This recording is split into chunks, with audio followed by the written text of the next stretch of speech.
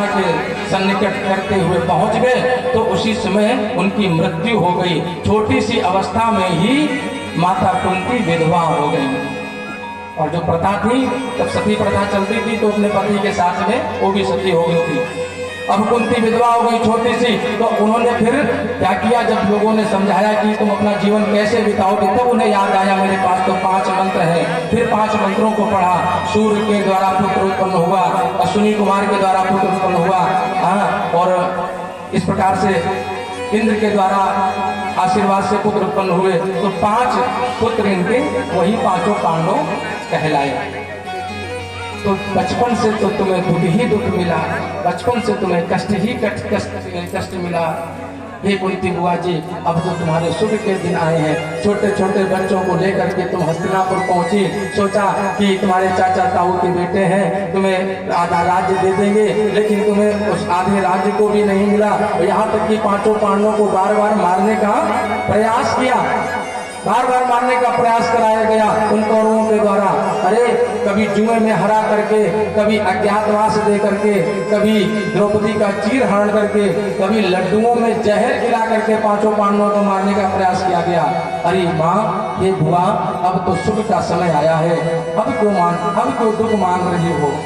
तब कुंती कहती है, हे गोविंद, ये दोष मेरा नहीं है। हो सकता है मेरे जीवन के या मेरे पूर्व जन्म में भी कुछ ऐसे कर्म होंगे जो मुझको इन विपत्तियों का सामना करना पड़ा। और प्रभु, आज मैं आपसे जो विपत्ति, जो दुख मांग रही हूं ना, वो इसलिए मांग रही हूं क्योंकि मेरे जीवन में जब दुख आया, मेरे जीवन में जब विपत्ति आई, तो हर विपत्ति में काम कौन आया?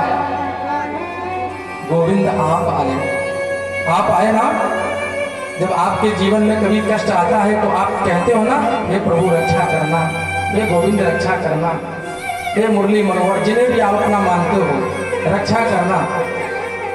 फिर भगवान आपकी रक्षा करते हैं। तो जब हमारे कष्टों में, हमारे दुखों को बचाने के लिए जब भगवान आ जाते हैं हमारी रक्षा करने के लिए, तो भैया हम सुख क्यों मांगे। सुख के माथे सिल परो, जो हर हृदय से जाए, बलिहारी वह दुख की, जो पल पल नाम जपा। ऐसे सुख के माथे, जब सुख होता है ना व्यक्ति के जीवन में, तब वो छाती तान करके चलता है। बोलो, बात सच है कि झूठ? अरे अब मेरे पास कौन सी कमी है, सब कुछ तो भगवान ने दे रखा है। छाती तान करके चलता है, फिर उसे किसी का डर नहीं रहता, किसी का गम नहीं रहता है। हमारे पास तो लाखों करोड़ों अरबों भरा ही हुआ है, हाँ, फैक्ट्रियां चल ही रही हैं, बैंक बैलेंस भरा ही हुआ है, सब कुछ भगवान ने दे रखा है। हाँ। लेकिन जब समय आता है तब सब भगवान फिर एक एक करके उसका उधार चुकता करते। तो सुख में अगर हम अभिमानी हो जाए, सुख के माथे सिर परो, अरे सुख में हम भगवान को भूल जाएं, तो वो सुख हमारे लिए सुख नहीं है, वो तो हमारे लिए सबसे बड़ा कष्ट है, सबसे बड़ी विपत्ति है। जिस सुख में गीता में लिखा हुआ है, सुनना जरा, विपदो नहीं वो विपदः, संपदो नहीं वो संपदः, विपद नारायण विस्मृति, संपत्ति नारायण स्मृति। विपत्ति को विपत्ति और संपत्ति को संपत्ति नहीं कहते हैं, बल्कि सुख में भगवान को भूल जाना, ये हमारे लिए सबसे बड़ी विपत्ति है। और विपत्ति में मेरे गोविंद की याद हमारे लिए बनी रहना, ये हमारे लिए सबसे बड़ी संपत्ति है, सबसे बड़ी संपत्ति है। कभी भी दुख हो, सुख हो आपके जीवन में, तो फिर बड़े बोल नहीं बोलना। सुख हो जीवन में तो भगवान को खूब याद करना। और विपत्तियां देखो, विपत्तियां तो आती ही रहती हैं। कुंती मैया ने मानो भगवान श्री कृष्ण को बताया है, सुनाया है और कहा है, ये दोष किस्मत को मत दो कि विपत्ति हमारे जीवन में आ गई। हमारी किस्मत और भाग्य क्या है? विपत्ति तो मनुष्य के जीवन में अपने कर्मों के अनुसार आती ही रहती है, लिखा हुआ है। किस पर विपत्तियां आती हैं? हमारे छोटे पंडित जी सुनाएंगे, एक भजन के माध्यम से सुने, उसके बाद आगे प्रसंग को हम पूर्ण करते हैं। बेटा साउंड मास्टर, भैया का माइक। पंडित जी का। हो न देना दोस्त किस्मत को, न देना दोस्त किस्मत को, विपत्ति तो सब पे आती है, न देना दोस्त किस्मत को, विपत्ति तो सब पे आती है, न देना दोस्त किस्मत को, विपत्ति तो सब पे आती है, न देना दोस्त किस्मत को, विपत्ति तो सब पे आती है, विपत्ति आई अंधी अंधों में, लाल सरवण सवाया, विपत्ति आई अंधी अंधों में, लाल सरवण सवाया, जाने ना दोस्त किस्मत को, जाने ना दोस्त किस्मत को, विपत्ति तो सब पे आती है, जाने ना दोस्त किस्मत को, विपत्ति तो सब पे आती है। एक विपत्ति आई किस पर? अंधे और अंधों पर। कौन थे दीनदा? श्रवण के माता पिता, उन पर विपत्ति आई थी। उनका जवान पुत्र एक तीर का बाण का शिकार हो गया। लोगों ने दोष इसको दिया, दशरथ जी ने मार दिया। ये दशरथ जी के मारने पर तो चलो ठीक है, उनकी मृत्यु हुई, लेकिन पूरा दोष हम दशरथ जी को नहीं दे सकते हैं। क्यों? क्योंकि ये हमारे कर्मों का फल है। उस अंधे को भी कर्मों का फल मिला था, तो उन्हें भी उनका पुत्र आज मारा गया। न देना दोष दशरथ को, न देना दोष दशरथ को, विपत्ति तो सब पे आती है। दोस्त दशरथ को, विपत्ति तो सब पे आती है।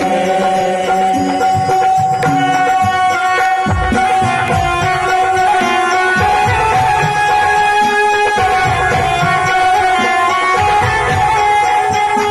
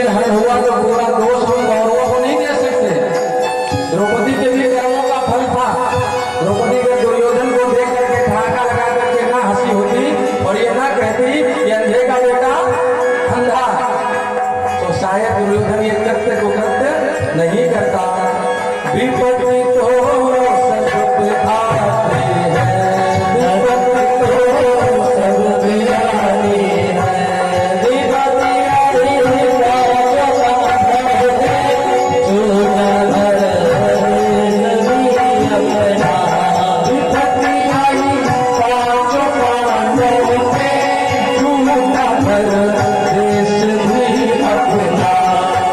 मेरा दोस्त जुए को मेरा दोस्त जुए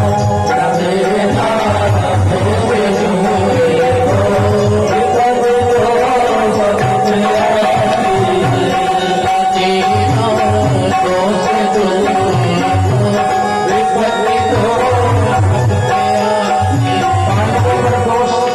पांडवों पर विपत्ति आई, इतनी विपत्ति आई और इसमें मगर कौरवों का दोष लगाए कि कौरवों ने, दुर्योधन ने, धृतराष्ट्र ने, पूरा दोष उन पर नहीं थोपा जा सकता। ये दोष किसका है? ये जो पांचों पांडव थे उनके भी कुछ कर्मों का दोष था।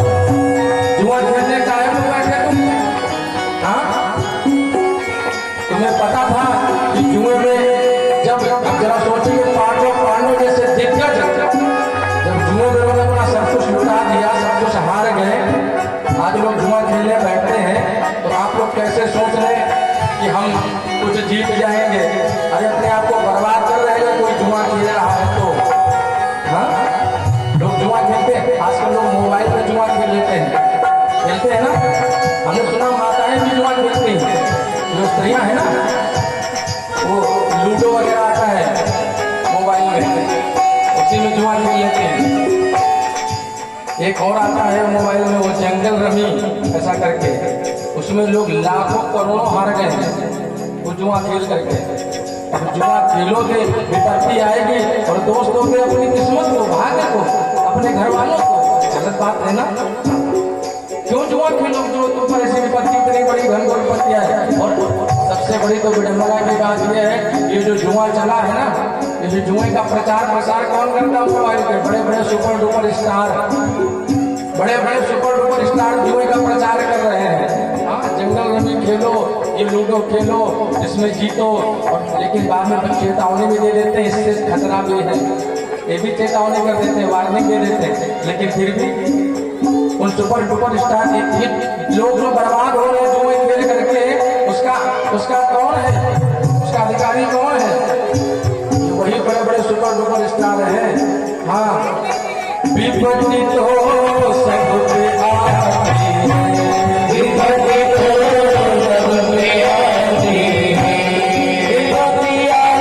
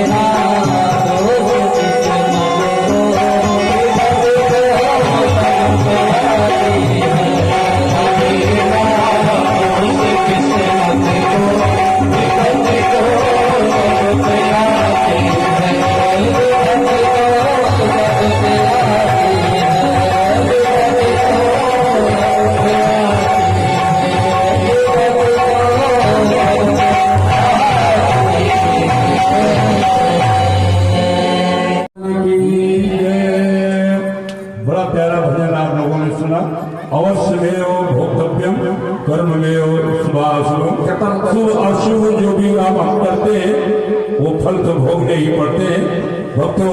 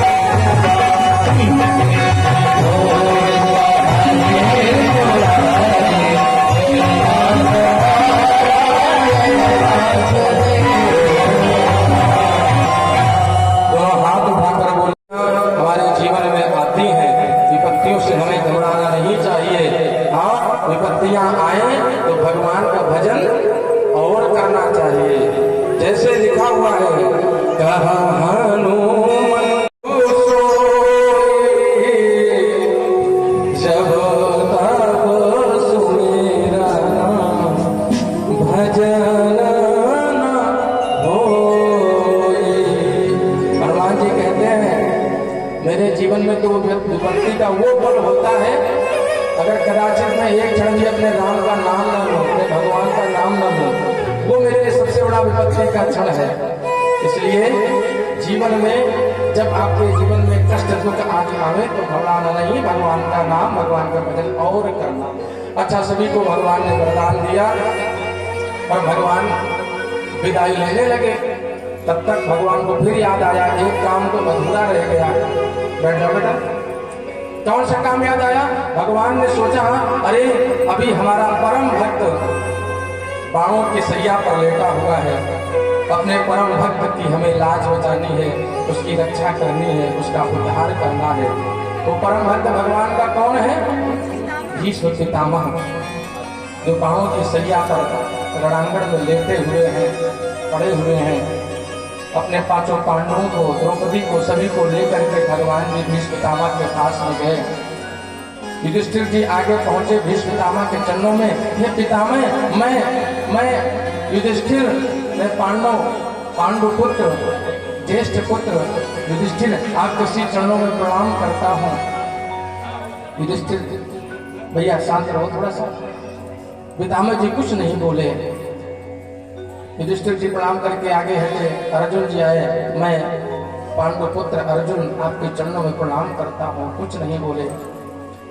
भीम भैया ने प्रणाम किया, नकुल सहदेव ने प्रणाम किया, द्रौपदी जी ने प्रणाम किया। उसके बाद में भगवान जी आए और भगवान जी भीष्म पितामह के चरणों में, भीष्म पितामह के चरणों में, पितामह जान करके उनके चरणों में प्रणाम करने लगे। मैं द्वारिकाधीश, मैं गोविंद, हे पितामह आपके चरणों में प्रणाम करता हूँ। तुरंत भीष्म पितामह ने कहा, वाह रे कन्हैया, वाह रे नंदलाल, हे गोविंद, आज मुझे छलने फिर से चले आए। हमेशा तो मुझको छलते रहे, आज फिर छलने मुझको चले आए। अब तो मेरा अंतिम समय है। मेरे मन में जो भाव था, मेरे मन में जो झांकी थी कि मैं आपकी झांकी को निहारूं, आपकी झांकी का दर्शन करूं, और आप मेरे सम्मुख इस प्रकार से खड़े होकर के, हे कृष्ण मेरे सम्मुख आओ, मेरी नजरों के सामने आओ, उधर मत खड़े हो, मेरी आंखों के सामने आओ, मैं तुम्हें जी भर के देखना चाहता हूँ। कन्हैया जी ठाकुर जी भीष्म पितामह के सामने पहुंचे। भीष्म पितामह टकटकी लगा करके देख रहे हैं। भगवान ने कहा, पितामह मैं देखो इन पांचों पांडवों को लेकर के आया हूँ, इनको कुछ ज्ञान दो, इनको कुछ उपदेश दो। भगवान ने कहा, तुमसे बड़ा उपदेशक कौन हो सकता है? क्योंकि जब ये पांडव रो रहे थे ना, पांडव जब युद्ध के बाद रो रहे थे, तो इनको मेरे कन्हैया समझा रहे थे कि मत रो मत रो। पांडव कहते, मैंने अपने दादा, अपने नाना, अपने पितामह जैसे लोगों का वध कर डाला, उनको मार दिया। तो जब भगवान के समझाने पर भी नहीं समझे, तो भगवान ने सोचा ऐसे नहीं मानेंगे ये पांडव, इनको कोई अगर बड़ा बूढ़ा समझाए तो समझ जाएंगे, तो मान जाएंगे। इसीलिए भीष्म पितामह के पास लेकर गए और पितामह से कहा, आप बुजुर्ग हो, आप बूढ़े हो, आप इनको समझाओ। पांडव को ये रोते हैं। तब भीष्म पितामह ने उन पांचों पांडवों को उपदेश दिया। बड़े सुंदर सुंदर से उपदेश के माध्यम से उन पांडवों को समझाया। दान धर्मान राज धर्मान मोक्ष धर्मान विभाग सह। ये पांडव अपने राज धर्म का पालन सदैव करना। कोई दरबार में भूखा आ जाए, कोई भी दरबार में भिक्षुक आ जाए, कोई भी दरबार में सेवक आ जाए, उसे कभी भी ऐसे खाली हाथ वापस मत भेजना। अपने तुम राजा हो और राजा के धर्म का पालन करना। अगर तुम्हारे सामने कोई क्षमा मांगने आ जाए तो उसे दंड मत देना, उसको क्षमा कर देना। क्योंकि कहते नहीं है कि दिन का भूला अगर रात को वापस आ जाए तो उसे क्षमा कर देना चाहिए, या रात का भूला सुबह तक वापस आ जाए तो उसे माफी दे देनी चाहिए। सुंदर सा उपदेश दिया। बोले दान धर्मान, खूब दान करना। दान ही है अपने इस धरती पर कलयुग में जिसके द्वारा पृथ्वी टिकी हुई है। आप लोग कहा करते हैं ना, तन पवित्र सेवा किए और धन पवित्र किए दान। आप लोगों का अगर दान ना होता तो ये 3-3, 4-4, 5-5 बार से इतने बड़े बड़े आयोजन हो रहे हैं, सफल हो जाते हैं। ये आप सबके दान के द्वारा ही तो सफल हो जाते हैं। एक बार ताली बजाओ आप सभी के लिए कि आप सबका अमूल्य दान ही तो है। दान बहुत सर्वोपरि है। लेकिन एक बात कहूं, जब भी कभी दान करना तो ज्यादा उसका गुणगान मत करना कि हमने ये दान किया, हमने वहां इतना दान किया। जब आप कहीं गुणगान करते हो ना तो आपके दान का फल कम हो जाता है। आपके दान का फल जो पूर्ण रूप से भगवान देना चाहते हैं ना वो फिर कम हो जाता है। मिलता है कुछ परसेंट मिलता है, पूरा परसेंट नहीं मिल पाता है। इसलिए जब दान दो तो ज्यादा अवगत। लेकिन आज की परंपरा ऐसी है कि थोड़ा सा जब तक बोला ना जाए, लिखवाया ना जाए, बताया ना जाए, फलाने ने इतना दिया, फलाने ने इतने दिया। लेकिन चलो इतना भी ठीक है, लेकिन उसका फिर बार बार और पीठ पीछे गुणगान न करो। हमने तो उस कथा में इतना सहयोग किया था, हमने तो इतनी सेवा दी थी, हमने उन ब्राह्मणों को भोजन कराया था, हमने ये किया था ना। ज्यादा गुणगान आप करेंगे ना, ज्यादा बखान करेंगे तो आपका उस दान का फल कम हो जाएगा। और जब भी दान करें, कोई वस्तु अपने मान्य मंत्र आपके घरों में आते होंगे उनको दान करते होंगे, आपके घर में आपके पुजारी जी आते होंगे, पंडित जी आते होंगे उनको दान करते होंगे। कोई भी वस्तु दान करना तो अच्छी ही वस्तु दान करना। देखो मैं अपने लिए नहीं कह रहा हूँ कि आप मुझे दान करने के लिए चले आओ। यहाँ पर श्लोक आया है जो दान धर्मानी की परिभाषा समझा रहे भीष्म पितामह पांचों पांडवों को, वो मैं बता रहा हूँ। दान किसी को अच्छी वस्तु ही करनी चाहिए, लेकिन आजकल दान लोग उल्टा सीधा अच्छा नहीं करते हैं, उल्टा सीधा ऐसे ही दान कर देते हैं। हाँ, लोग कुछ चढ़ाने भी आते हैं तो बिल्कुल बेकार वस्तु चढ़ा देते हैं। कभी भी तुम देखना, कभी भी देखना, भगवान की पूजा जब लोग करते हैं तो जब जाते हैं पंसारी की दुकान में तो क्या कहते हैं, बोले मेरे लिए पूजा के लिए छोटी वाली सुपारी दे दो। यही तो कहते हैं, छोटी वाली सुपारी। अच्छा, आप जब कभी सुपारी खाओ तो बड़ी वाली सुपारी खाते हो, बढ़िया सरोते में कटने वाली, और भगवान की पूजा के लिए छोटी वाली सुपारी।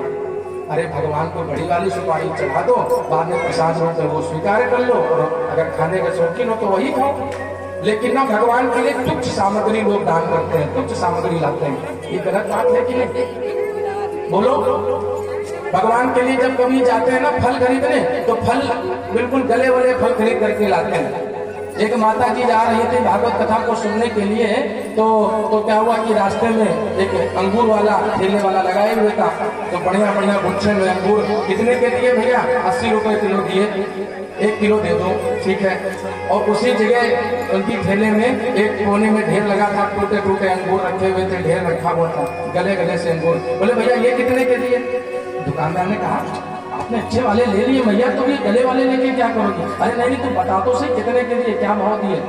अरे भैया जब आपने अच्छे वाले अंगूर ले लिए 1 किलो अपने खाने के लिए है, तो गले वाले लेकर के क्या करोगे? भैया ने कहा नहीं तो बता तो कितने। बोले ये तो 10 ही रुपए किलो। ठीक है, बोले आधा किलो ये भी दे दे। क्या करोगी? बोले वो 5 सेक्टर में भागवत कथा हो रही है ना, कहीं पे जाकर के चढ़ाओ। तो अच्छा हम अपने लिए वस्तु खाने को ले जाए तो अच्छी वाली, बढ़िया वाला सेब ले जाए, कश्मीरी वाला सेब जिसमें पर्ची चिपकी होती है। और भगवान की लेकर के आए तो पिलपिले वाले केले चढ़ाए आकर के, पिलपिले वाले अमरूद चढ़ाए आकर के। बोलो ये अच्छी बात है क्या? हा? बहुत से लोग करते, कभी भी देखना। हा? जब शादी विवाह होता है बैंड बाजा पंडित जी, तो लोग नोट की गड्डी उड़ाते हैं, ऐसे करके उड़ाते हैं ना, बढ़िया लट्ठी वाला नया नोट बैंक से लेकर आते हैं तिवारी से, देखा होगा बढ़िया। और जब भगवान के दरबार में चढ़ाने जाते हैं मंदिरों में देखना तो बिल्कुल सड़े गले से नोट। अगर उनको सही से पकड़ लो तो पता चला 10-5 छेद हो जाए उसमें। इस चढ़ाने का कोई लाभ मिलेगा आपको?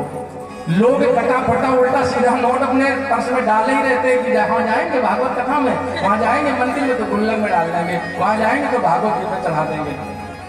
अपने लिए अच्छे वस्त्र पहनो, भगवान के दरबार में आओ तो उल्टी सीधे वस्त्र था। पता चला ऐसी साड़ी चढ़ाओ कि वो सुबह चाय भी छानी जाए तो चाय भी ना छने सही शुरू में, ऐसी साड़ी चढ़ाओ, ऐसे वस्त्र चढ़ाओ। मैं ये नहीं कहता कि आप चढ़ाने आओ, लेकिन कहीं भी दान करो।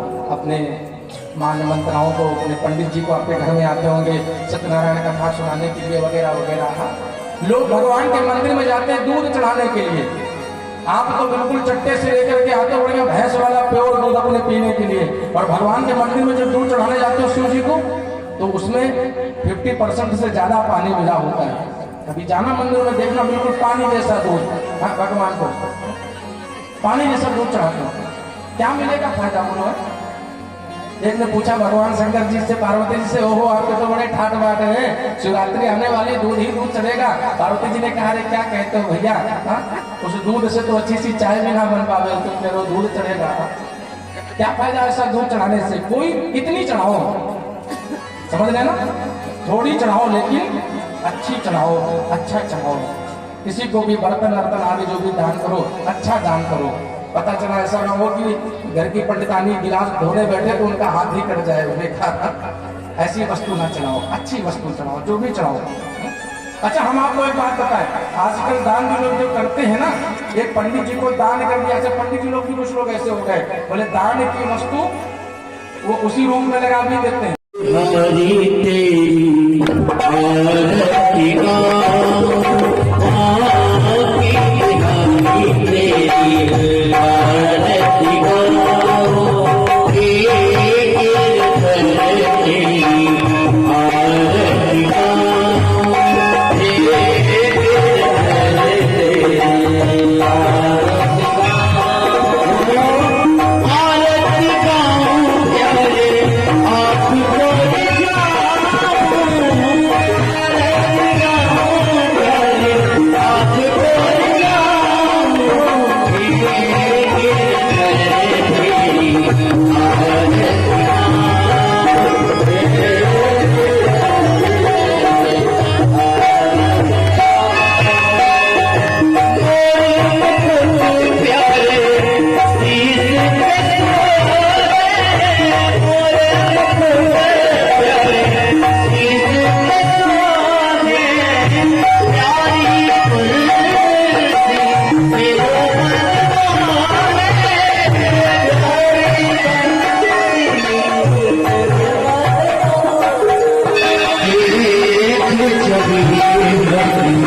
Hare